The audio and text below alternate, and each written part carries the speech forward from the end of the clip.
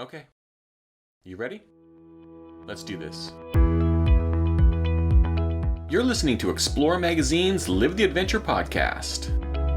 This is the podcast that delves deep into the outdoors, will inspire, inform, and get you stoked to explore. And I'm your host, David Webb. Welcome to episode 22 of Explore Magazine's Live the Adventure podcast. I'm David Webb. So the Olympics are coming up in February. Yeah, I know we just had one this summer, but these are the Winter Games. Canada's Games. You ever wonder what it's like to progress as an athlete toward the Olympics? To repeat and gain success with every Games? To win at other competitions like the World Cup and X Games? Then to retire and attempt to use those skills to forge a new path? Today, my guest is Kelsey Serwa. Kelsey is a ski cross athlete who has represented Canada at 3 Olympic Games, winning both silver and gold medals. Today she's on a new path, but her journey to the Games has a lot of lessons to offer, from what it takes to succeed at youth sport to what matters most in pro competition and more. So chill out, dream of gold, and get ready to chat with Kelsey Serwa. Kelsey Serwa, thank you so much for joining me on Explore Magazine's Live the Adventure podcast. I'm wondering if you could just take a minute to introduce yourself to our listeners. So you already know my name is Kelsey Serwa, and I competed and represented Canada at 3 Olympic Games in the sport of ski cross. And along the way, I picked up a gold and silver medal at Olympic Games, and I've got a few other gold medals along the way in World Cup events, World Championships, X Games. But I am currently retired from sport, and I am pursuing a master's degree in physical therapy. So currently based out of Vancouver, going to UBC, but grew up, hometown stomping grounds is Kelowna and Big White.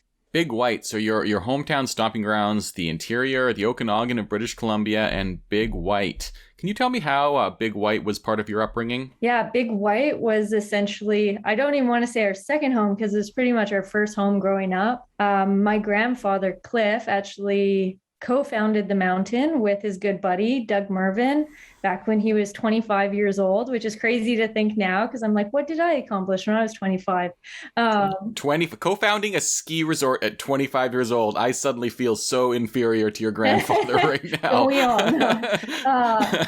Yeah, and they had crazy short deadlines, and no one believed that they could do it. They did it anyways, and it's been the greatest thing, I think, for Kelowna, the Okanagan Valley, an awesome place to take your family and cruise around and explore. With that, also my parents, Brad and Terry, they together run a construction excavation company. So they have been a big part of the development of infrastructure up there. So they've done a lot of diggings for foundations, road work, stuff like that, land clearing, summer grooming, all that kind of thing. So we were up there winter and summers alike, growing up as kids. And it's actually, that is how we got into racing as a family, because we didn't grow up ski racing, and neither did my parents. So it was actually the local ski club that approached my parents because they wanted to move their club cabin from one location to another on the mountain. And so my parents did the work for that, literally rolling the original club cabin on logs down the road to get it to its new spot. And in exchange for their service, they were like, oh, we'll just give your kids free ski lessons for the next year. And my parents were like, yeah, sweet, free daycare, love it. But the going joke of that one is that it was probably the most expensive work they've ever done, because it led to my whole life of pursuing sport. And of course, ski racing is not cheap by any means. So yeah, that's their joke. I could see that. What an interesting pathway into the sport, to think that it was almost incidental because of some work that your parents did. So I can see how your parents' construction has played such a major role in your upbringing and development as an athlete. That's really interesting. Mm-hmm. Starting in ski racing, like how did that shape your childhood, and when did ski racing become more than a pastime, more than daycare, like you describe it? Yeah, I'm not really sure, honestly. So I'm the youngest of three kids, and like my sister was really into racing, and my brother was really into racing, and they were really good. And I was just kind of like tagging along. Like I think I did it because they did it, and then I did it because I started to really enjoy the people that I was doing it with. But I think that's kind of one of my strengths as an athlete going throughout it, is that it always had that, it was very purposeful, but it was very enjoyable the whole time. Like at no point in my racing career did I ever feel like it was a job, something that I dreaded doing. So yeah, I don't think it ever really transitioned from something that like, hey, this is cool, to anything other than that. It was pretty cool the whole way along. Yeah, that's an interesting perspective. I asked because a few episodes ago I interviewed Melindy Elmore. She's a runner in the Summer Olympics. Local, yeah. Yeah, exactly. Yeah, totally. And she described in a very similar way, making sure the enjoyment was always there, and making sure that the passion above this specific goal to get to the Olympics or become professional or something. And I feel like you're sort of describing it the same way. And I'm wondering, how do you maintain that as you develop as a kid, getting more competitive, taking it more seriously, perhaps looking at pathways of more serious competitiveness, while also just being in it for the joy of the sport itself? How do you balance that exactly? Mm-hmm. So I think like when I was young, I was always looking forward to, what's the next step? If I'm on like a local zone team with a bunch of other kids from the Okanagan, like how do I get to that provincial team? And then once I'm on that provincial team, what do I have to do to make that step onto the national team? And so I was quite fortunate, and there's certain just years where there's like a good group of kids that can grow up together, and they're quite competitive amongst each other and push each other. So I was fortunate to not only be able to look up to my older brother and sister, but also to be in a competitive group of young ladies who were really good and who I was always trying to like chase and catch, essentially. So I think it's that. And then as I got older, especially in my last few years of competition, it was just going back to the reasons of, what do I love about this sport? Why am I doing it? And it was as simple as that, like reconnecting with my reasons of why. And for me, that was basically came down to, because I love the competitive nature of the sport. It's funny because I'm not competitive in many other things outside of that one sport. Like I generally suck at things. I doubt that. But yeah, so like I love that competitive side of sport, in something that I was like decent at. The challenge of like being afraid yet still like going kind of head first into something that scares you, and just knowing that like you have the skills to pull it off. So it's like being scared but trusting yourself in your abilities. Like those were basically my reasons why. And then I guess the last thing was just to see like how good I could be. Yeah, that skiing, I've skied my whole life, not competitively, obviously, in any way, but I'm an avid skier. And that what you just described as being scared but trusting in your abilities is a big part of skiing. I never actually heard it, but when you said that really resonated with me. I'm like, I totally get that feeling from skiing. It can be often scary, to be honest, but trusting in your muscle memory, trusting in your ability, and trusting in your equipment. So were there other sports you tried? You say like you weren't that competitive in other ways, you generally sucked at things. Was skiing the thing that you really not only loved but immediately gravitated towards from an ability standpoint? Were there other sports you tried, or how did you focus in? When I was growing up, my parents literally put me in every sport imaginable, which I think is one of the reasons why I was able to transition from alpine skiing over to ski cross quite seamlessly, because I had a wide foundation. I had a lot of skills that I was able to draw from. That being said, it was like being a jack of all trades and a master of none. So I did everything from volleyball, dance, field hockey, basketball, like any school sport, and then extracurricular. And then in the winter, like that was our thing. But like basketball was still going on at school. So I think like I only started really specializing in skiing when I was 15. And just because at that point, there wasn't enough time to do everything. So yeah, that's like what grade 10 is when the load increased significantly. And then it was like, okay, this is my sport. This is the thing I'm going to pursue. Do you think that being involved in all those other activities helped you? Oh, yeah, like 100%. And helped in a way that wasn't necessarily conscious. Like you just learn how to move your body, you learn how to fall, you learn, the trajectory of moving objects.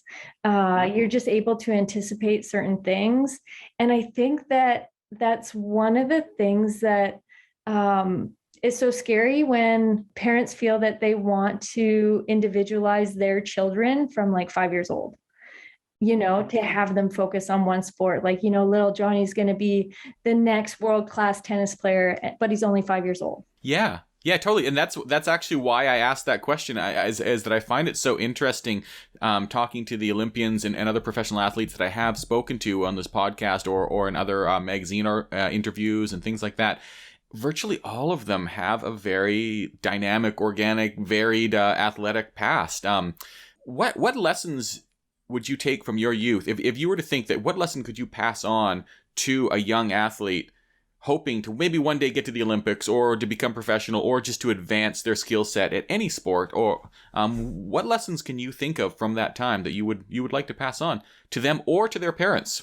I mean, it goes back to what we were saying before, is like, if you don't enjoy it, don't waste your time, don't waste your parents' time or money. Right? Like the passion has got to be there first and foremost.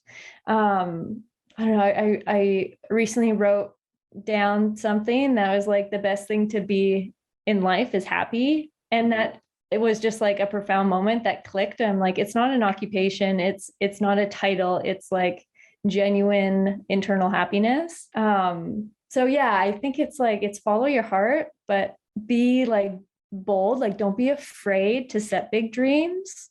And at the same time, it's definitely not a prerequisite in order to make it to the Olympics to like have that focus from when you're young. Like, I don't think I never grew up with like, I want to go to the Olympics, I want to represent Canada. Those kind of things just fell into place as I progressed throughout the different levels in sport. So yeah, it probably wasn't until I was like 18 or 19 when I was like, oh, Olympics would be cool. Like, is that possible? And then I made the switch to ski cross, and then 2010 came around. And there I was in the start gate. That's super interesting. And so, yeah, like you said, you'd grew up ski racing. You'd started getting into that. And then when did you switch? How old were you when you started to pick up ski cross? Mm-hmm. So I switched when I was 18 or 19. And so I basically had one season of ski cross before the Olympic Games. So quite a short time to figure it out. But I think that like very steep learning curve was facilitated by awesome teammates, great coaching staff. And again, just that background of having this wide array of like foundational skills that I could pull from. Mm-hmm. Yeah, ski cross in particular, I could see that being very useful because it is a very athletic, it is a very, there's contact, and it's not really supposed to be, but there can be, it's dynamic, yeah, I can see a lot of different attributes being picked up from various sports of being of use for you. So why did you switch anyway? I switched because I was kind of at a crossroads in my alpine career. I had struggled quite a bit in I think it was the 2007, 2008 winter season. We had gone to Europe, and at this point I was on the national development team for Canada. And we had chased slalom races all over Europe, but I was not a slalom skier. So, and there was also 8 of us, but only 7 spots for Canadians to race at these races. So I was always the one that was like on the sidelines watching everyone else have fun and race. I'm like, geez, this kind of sucks. And, it wasn't like anything that like I wasn't happy. I was like quite, down in the dumps. I remember even just like going up the chair lift with my friend. And at this point, she was racing for the University of Alaska, I believe. And I was like, what's going on? This is supposed to be like the best time of our lives. And we both are like hating it right now. So anyways, yeah, I kind of like, I got a call from my former provincial team coach. And she told me that like, hey, there's like ski cross nationals happening for the first time out in Red Mountain. We were currently out in Quebec at the end of our alpine season. And even though I still had some races to do out there, I'm like, screw it, hopped on a plane with my now husband, actually, Stan. And we both went and tried ski cross. And it was like a total gong show, like limbs, equipment flying everywhere. Came out so sore at the end of the day, but absolutely loved every single minute of it. And I'm like, yep, this is my sport. I'm switching. That's so cool. And how much experience did you have with it before? None. Like Ski cross? literally none. Yeah. I mean, like when we were kids, we used to hit the ski cross track up at Big White, and it was just like an open gate and nice mellow rolling terrain and some banks. And like you get the idea of racing head to head against like siblings or friends or family. So I mean, I guess that's like it's ski cross in its purest form, just top to bottom as fast as you can. But yeah, before pulling out of the gate in Red Mountain for those ski cross nationals, I didn't have any real experience. That's amazing. And when you were racing, did you see that last season you're talking about, were you looking towards an Olympic goal at that point in time? Were you not sure where it was going to take you? Honestly, at that time, I knew that it would not have been realistic for me on the alpine side of things, because one, it was like so competitive, and if I'm not even being able to race like normal standard open races in Europe, how the heck am I ever going to get a World Cup and also race at the Olympics representing Canada in alpine? So yeah, that it definitely like was not a realistic vision for me at that point. And then just like switching to ski cross, and then being able to figure it out. And again, to have an incredible team of athletes to literally hold my hand down the track and be like, this is how you do this feature. This is how you do that feature. Like, and who were some of those athletes? Yeah, like that you worked Ashley with? McIver. She actually won the Olympic gold. Yep. Yeah. Oh yeah. Julia Murray, she's another big one. Like the guys also super supportive all along the way. Chris Del Bosco, Brian Bennett, Stanley Hare, Brady Lehman was another guy that switched over at the same time I did from the Alpine National Development Team. So we were both like in it together as total newbies, and just pretty much eyes wide open, learning as much as we could. Certainly any fans of the Winter Games listening will recognize a lot of those names, particularly from the 2010 and 2014 Olympics. So then when you started, you switch, you love it. Mm-hmm. You clearly have a knack for it. Mm-hmm. Out of the gate. You must have. What was that like to find out you were going to go to the Olympics in this sport in such a compressed timeline? What was that experience like? Mm-hmm. Yeah, I mean, it was pretty surreal, especially because they don't announce the teams for our sport until like 2 weeks before opening ceremonies, because the criteria is literally like up until the last race before the games. Yeah. And I mean, just so cool to have like your first Olympic experience at home in Vancouver, like from Kelowna, yes. But Vancouver, obviously very close. And in that sense, actually, it didn't feel like a full Olympic Games experience to me, just because a lot of the stuff was really familiar. And I think that was a really nice, like easing into like, this is the biggest race of your life. Like, try not to crap your pants. Yeah, fair enough. Yeah, that's actually an interesting perspective. I mean, you probably drove to the games from your home in Kelowna. Yeah, right? No, exactly. And like, it was the only Olympic Games that we actually got to go to opening ceremonies, because our event is usually the second or third last day in the games, and it just makes no sense to travel to the Olympics so early and not be able to do anything. So yeah, we like did opening ceremonies, and then I went and hung out with my parents for like a week in Whistler, because they were doing a lot of volunteering up on the Alpine site. And then came back down to Vancouver, and it's like, okay, it's go time. So what was that week like? You're in there, you're in Whistler, so you're in the Olympic environment, you're in the center of so many of the Olympic events, and you know that you have one coming up in a week or 10 days. What is that time like in your head? I think because it was like still so far away from my event that I was like, let's just go out and be an awesome member of Team Canada and cheer on other Team Canada athletes. So I went to and watched like a lot of the Alpine racing. I went and just like checked out the stuff going on at the village, because there was so many activities happening every day. Yeah, headed down to Vancouver and watched some events down there too.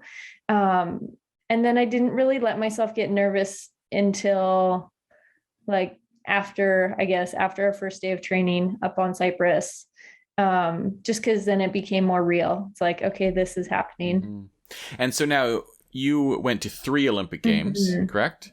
And you've won a gold and a silver. How have the experiences compared? How successively the different Olympics? Yeah, it's really neat actually. So I mentioned that Vancouver didn't feel like a full Olympic experience because it was so familiar. Whereas Russia in 2014 and South Korea in 2018, obviously very different because we're in the athletes village. We still have opportunities to go cheer on other sports, but you're just more in it, like from start to finish.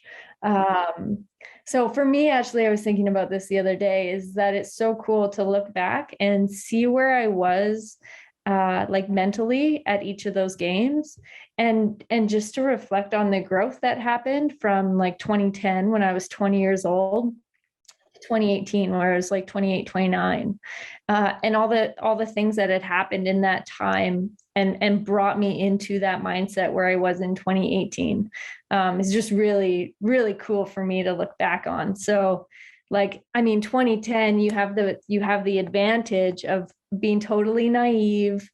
You don't even have enough like knowledge to work things up in your head, if that makes sense. I totally makes sense. Yeah. Like there's nothing to psych you out because you're not aware of the things to psych you out.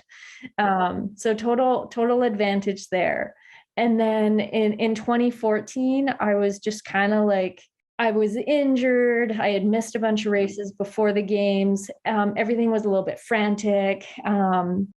Like just watching my behavior in the start gate, I'm like jumpy, fidgety, and then going to 2018 where it's like, okay, I've matured as an athlete. I've matured as a person. I have my best friend racing beside me, with me, against me, like we're there together and we've gone through this entire journey together.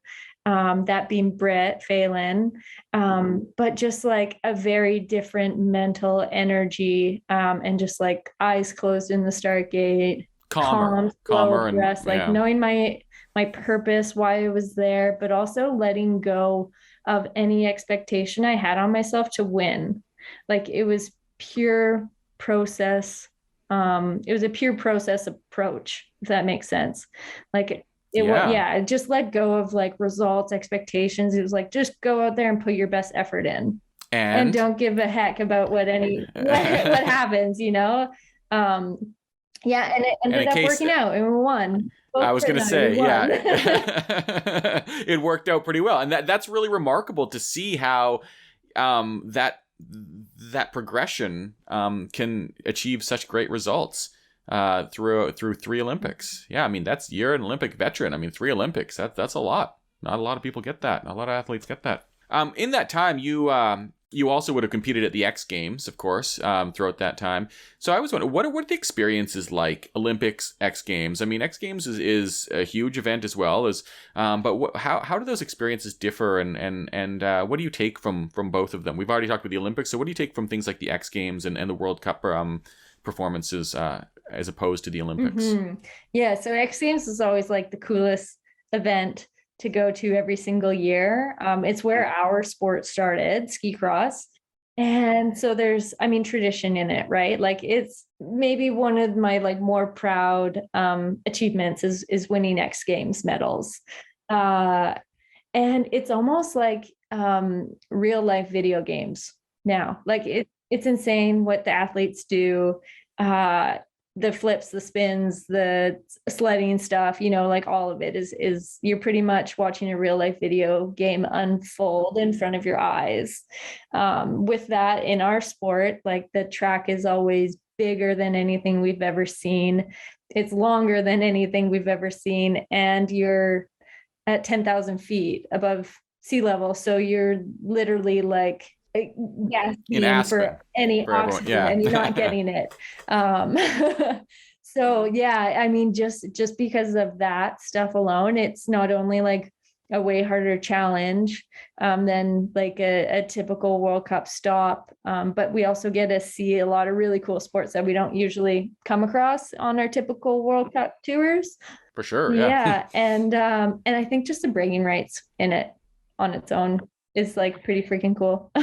Yeah. It's funny, just backtracking. For anyone who has ever skied or been to the mountains in Colorado, I'm from, I live here in Vancouver in the coast. It is quite shocking sometimes when you go into Colorado and you're dealing with elevations of 10 to 12 to 14,000 feet, or 13.5 to 14,000 feet at some of these ski resorts that you've just never even considered before. But yeah, that's really neat. That's that's a neat perspective on the different games for sure. Mm-hmm. So when you have this, you have the X Games and you have the World Cup and you have Olympic medals, you have Olympic experiences, you have the, like you said, the X Games bragging rights, the fun of it all, the excitement. What is it like to retire from that? So we've been really fortunate of athletes of this decade, I guess, to have access to a lot of really incredible resources to help us with that transition from sport to the next phase in your life, the next journey, the next challenge.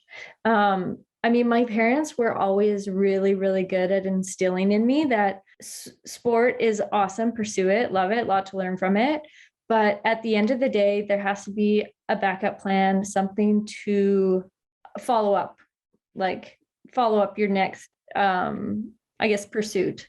Yeah, because the nature of athletics is that it's an early retirement, right? Yeah. It's an early retirement no matter what. You've got a lot of time left after you're done. Yeah. So yeah, sorry, go Unless on. You're Philly Mickelson, right? Yeah. The golf tour goes a little longer, yeah. My husband will be really proud that I mentioned golf in this. So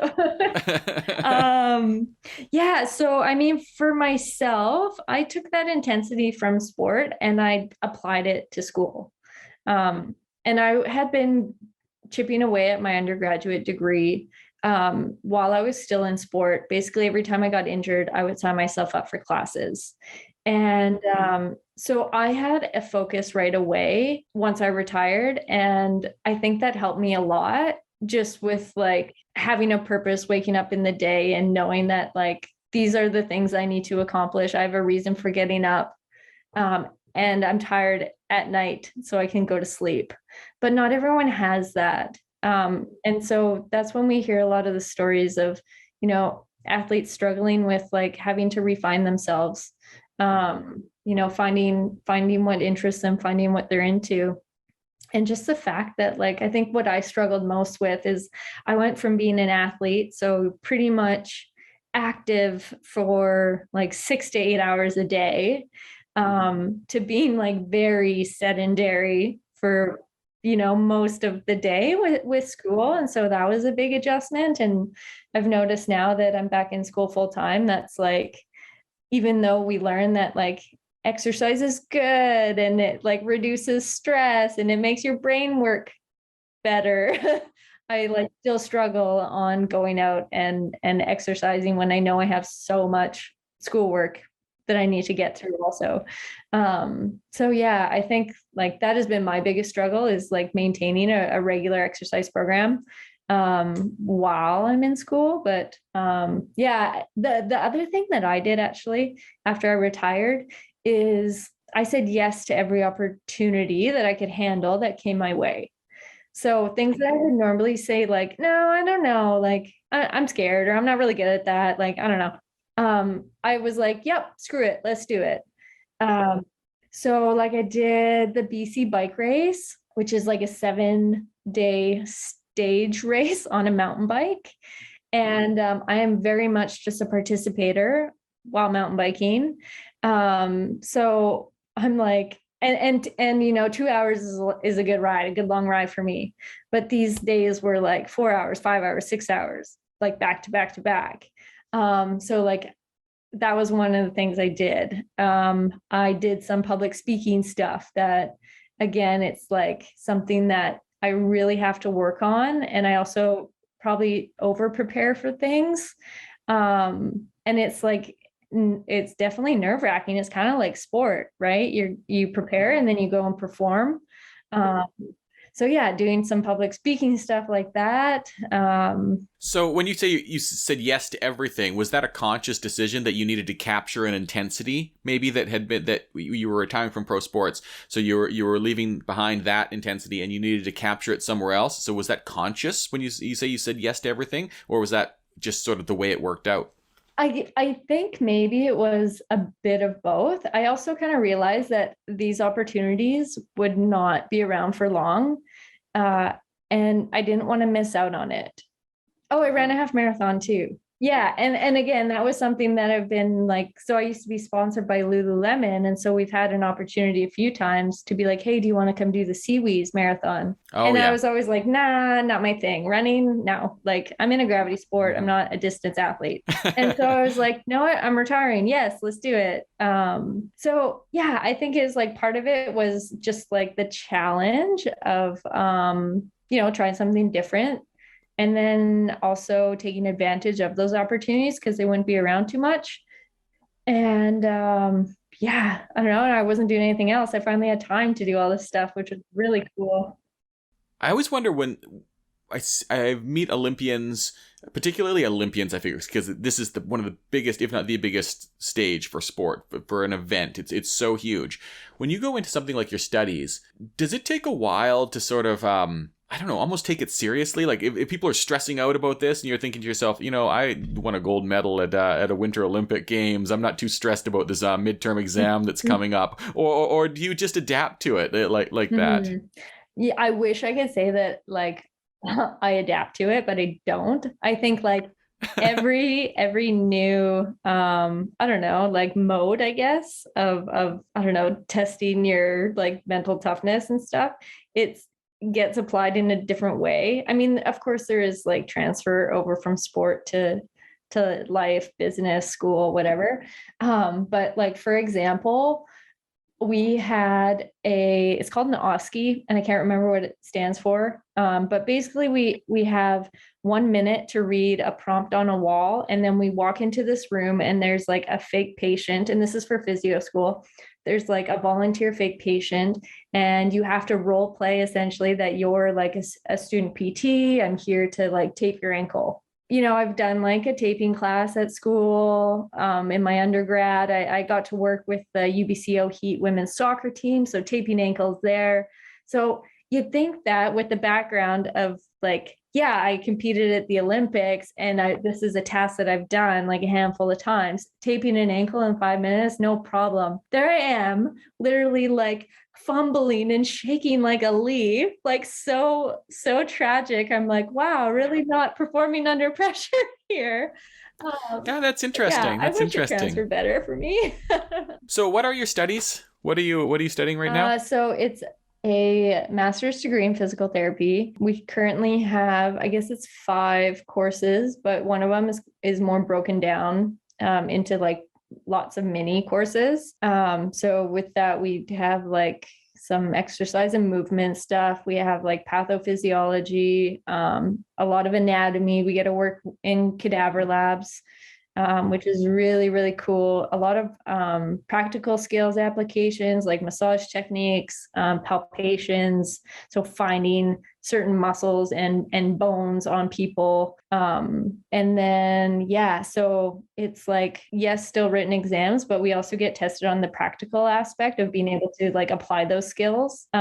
We also actually get to do, well, I just did a shadow placement where I went to Peace Arch Hospital, and got to like observe the physiotherapist working there in like an acute setting, inpatient setting, outpatient setting within the hospital itself. So yeah, a lot.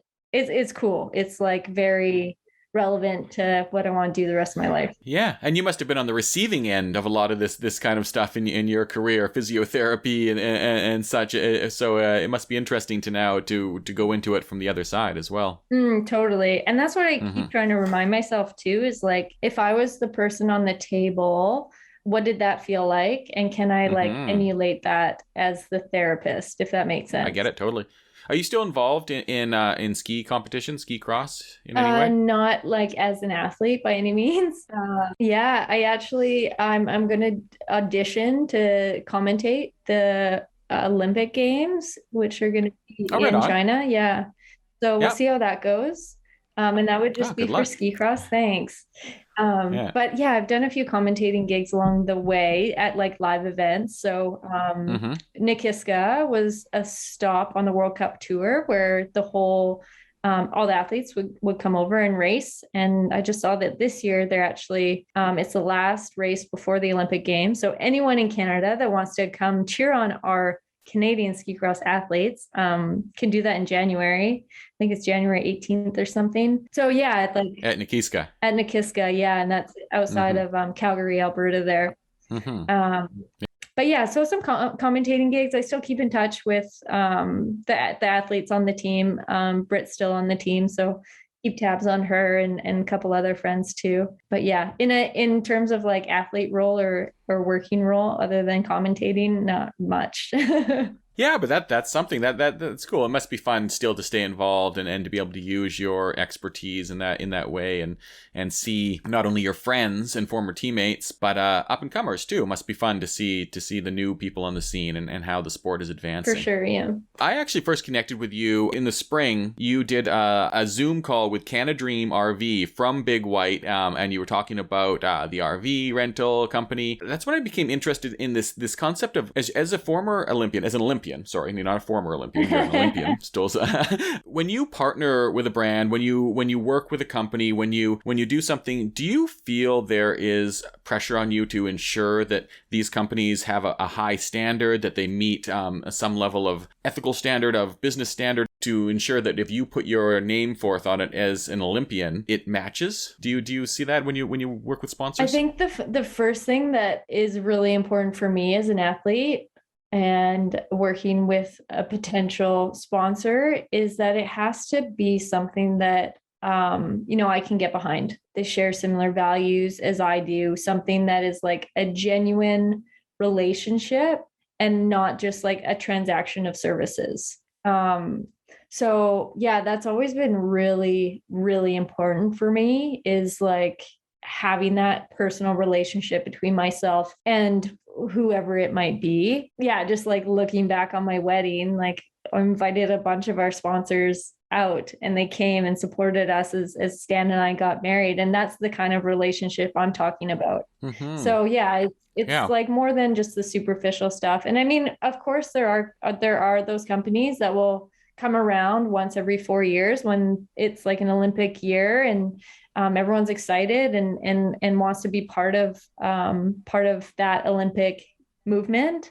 So yeah, there's definitely like a little bit of variety there, but for the most part, all the sponsors that I've had the incredible opportunity of being supported by have been there like for a long time from the beginning.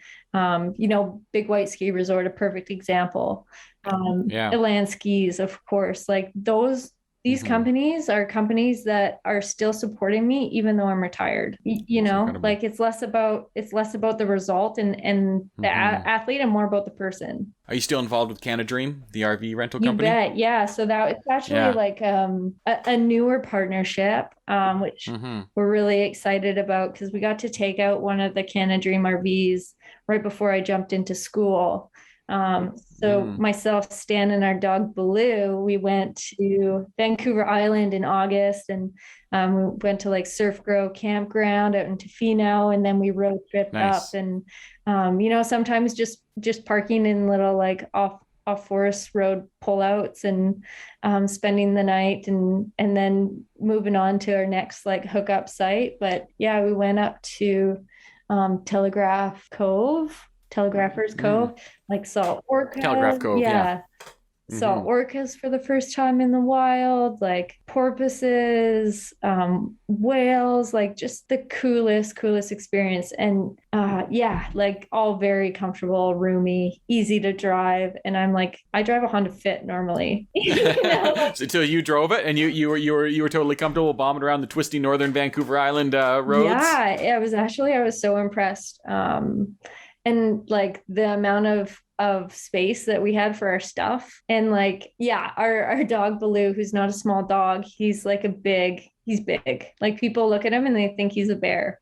We were definitely sweeping out the floor all the time because he just tracks up so much dirt, but it's a like small space to keep clean that is fun. My wife and I have 2-year-old twin boys, and I used to be more into tent camping, but ever since that I'm like I need something simple. So I've definitely been very interested in looking at RVs and rentals, particularly because I don't want to park it. I just want to use it once in a while, right? I don't want to own one. That's crazy. Yeah. You got to rent them. I know, exactly. And it was just like so luxurious, like going from surfing kind of cold and wet and being able to take off a wetsuit in a hot shower, like boiled. That was unbelievable. Yeah, it was so cool. And so how do you connect with these sponsors, generally speaking? Do you actively seek it out? Because it seems like you're very busy. I mean, you're doing your master's degree and also working with some sponsors. How does that come together? Or does it just sort of organically happen from time to time? Yeah, I think it more organically happens. And kind of like I mentioned before, I think it stems from having that really awesome relationship with like pre-existing sponsors, you know, and then I think it's like, I don't know, kind of snowballs from there. You know, Canada Dream, of course, is very involved with Big White and vice versa. And so that was like a natural connection. Right. You know, and like, right. Yeah. And I'm also always trying to bring in my sponsors to do like events together, if that makes sense. Like, so Elan skis, the skis that I ski on, I'm like, how can I incorporate them more into what I do at Big White? Like maybe we do ski giveaways, maybe we do ladies' day on the hill, like that kind of thing, you know? So I'm always trying to think of like, what's the best way to market each of these companies and to do it in a really cool, fun way where one, it's just like an enjoyable event to do. And, you know, everyone wins at the end of it. That sort of relates back to what you started talking about early on, to keep it, make sure it's where your passions are, make sure it's what you're enjoying, and make sure that it really kind of makes you want to jump out of bed in the morning. So it's neat to see that you're applying that in completely different settings than a pro sport competition. Mm-hmm, mm-hmm. Yeah, it all comes back to relationships, you know. It's and like just connecting with people. So I was on your website poking around, and I saw mention of a.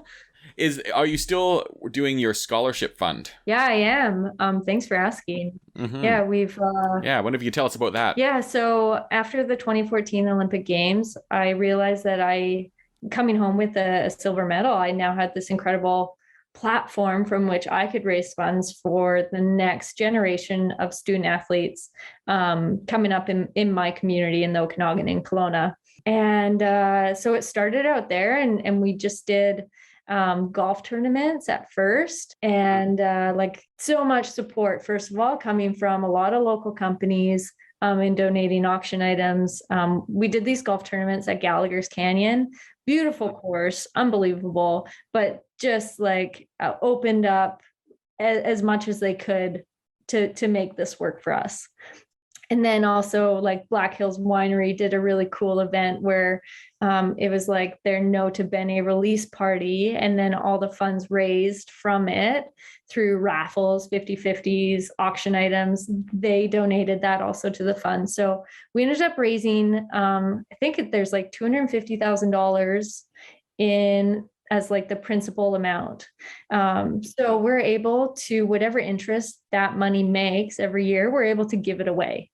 Yeah, like Raymond James too, they did a huge fundraiser for it and raised like $60,000 or $70,000. Like it wasn't And so who do you give it away to? Who yeah, so yeah. we do it. So it's grade 12 student athlete graduates.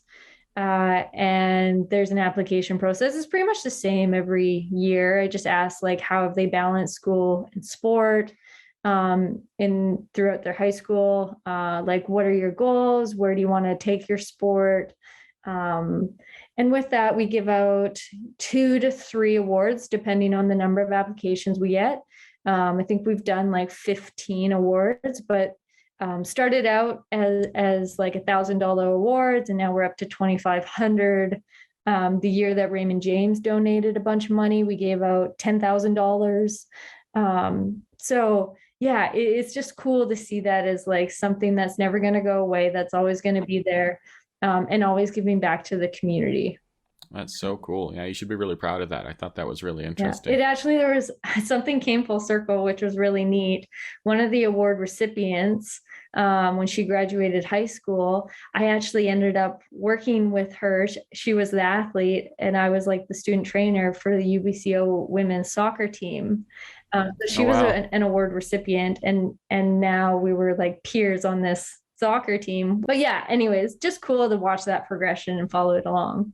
What's next?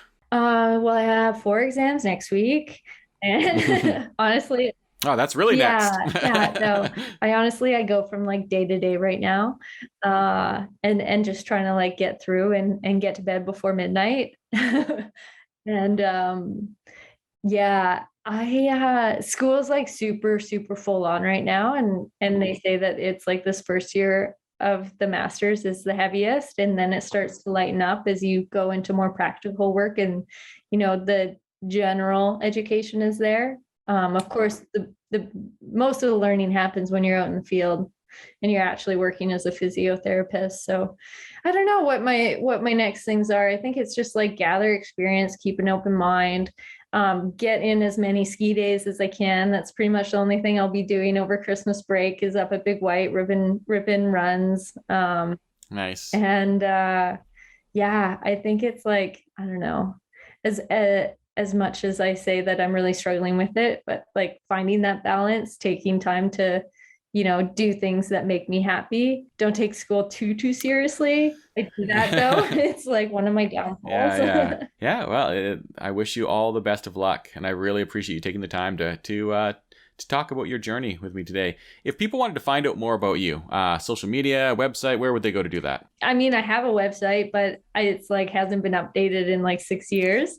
Let's just do social media then. Yeah, you can find me on Instagram. I'm on Twitter, although I don't use it, but Instagram for sure, just at Kelsey Serwa, first name, last name, pretty mellow. I'm on Facebook too, which I've actually started using more that I'm in school again. Great.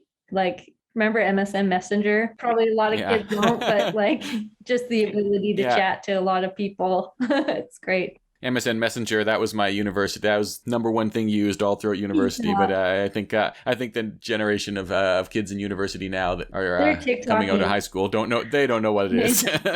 Yeah, they're communicating through TikTok. It's Morse code now. Exactly. Well, thank you so much for talking to me today. I really enjoyed our talk. Likewise, yeah, that was awesome. Thanks so much. Imagine picking up a new sport, then competing at the Olympics in this sport 1 year later. Nerve-wracking. Then imagine achieving silver and gold medals in successive Olympics, plus X Game medals and more. Then leaving that life behind to study and work in a new field. The stories you must have. Well, we know a few of them, and I feel privileged to hear some of those stories from Kelsey today. I hope you did too. Thanks for joining me today. I'm David Webb, and hey, live the adventure.